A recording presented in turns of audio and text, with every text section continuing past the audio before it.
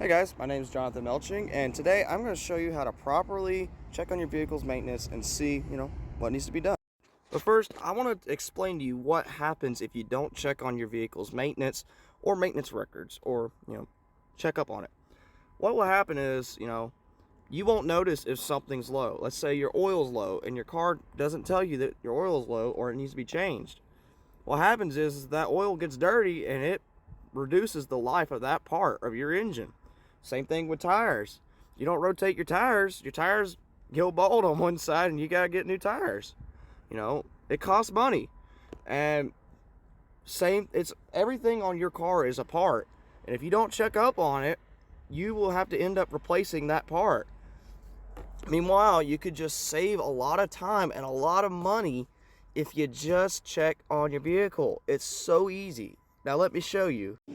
Hey guys, I also forgot to mention about parts being wore out, especially when I go through suspension and brakes and ball joints and everything. There are definitely some parts that are wore out, but you can't just tell by fluids on those.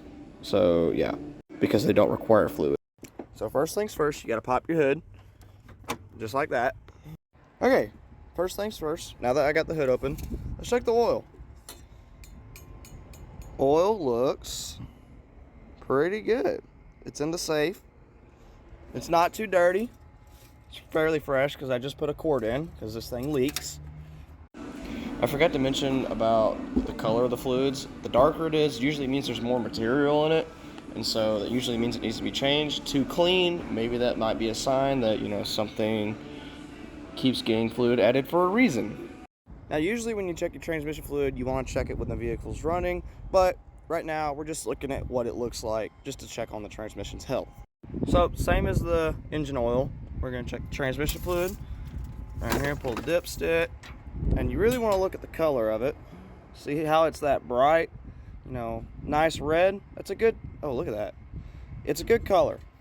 You don't want your transmission fluid to look bright pink because that would mean it's fresh. And you don't want it to be too dark because that means you're eating your clutches up in your transmission. So usually that color right there, a nice red, is perfect. Next thing to look at is your coolant. This is the radiator. Pop this when the vehicle's cold, but always check this first. Yeah, there's some in there. It's a little low because obviously something leaks. But check the radiator. Okay, there's some there. Alright, that's good. At least it's green, brand new and fresh.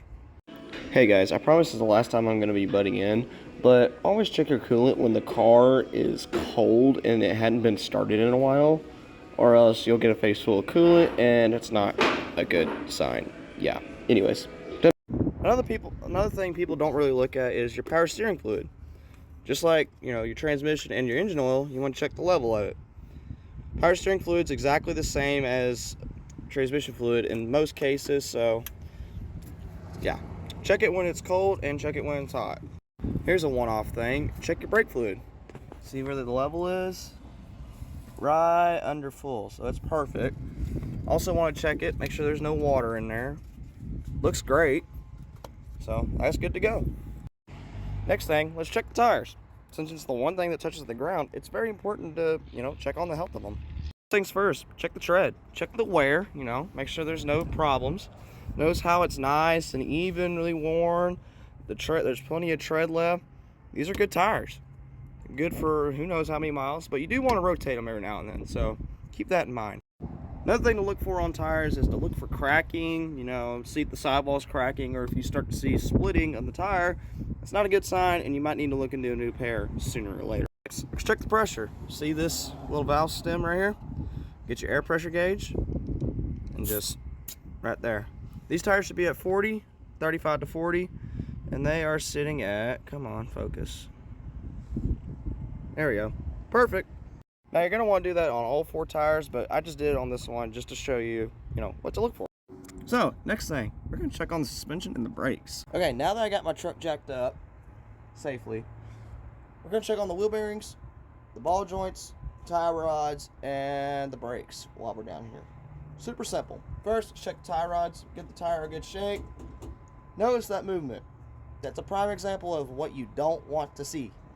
I knew this is here. The truck wanders all over the road. It's fine. Next, ball joints. Top of the wheel, put your hand down here. You hear that and you feel that? Your ball joint's out. You probably should go get this replaced. That's coming for Christmas. I have to wait, sorry.